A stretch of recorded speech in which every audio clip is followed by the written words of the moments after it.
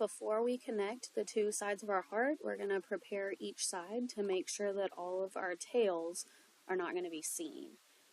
So when I'm taking my first part that has the letters on it, obviously this is going to be your front. So you want to make sure that you use your yarn needle to put all of your tails on the inside or the back side so that when we stitch it together we don't see anything.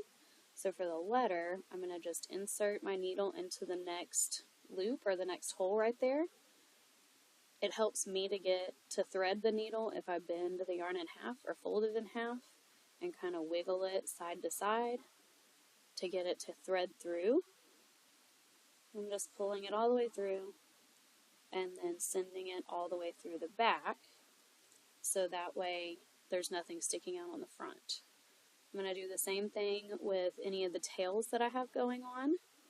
So I want to make sure that this is going to tuck into the back. So I'm just going to find this stitch here and my needle through, folding that yarn over and wiggling it side to side to get it through the needle. And then I'm going to pull it down and pull it all the way through. Make sure that it's not too tight to where it's making your heart a little off shape. And it really doesn't matter which loop you go through as long as it's on the back side so that this is angling towards the back when you stitch it in.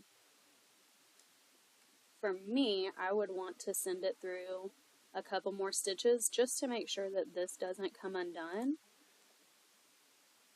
especially if this is going to a child.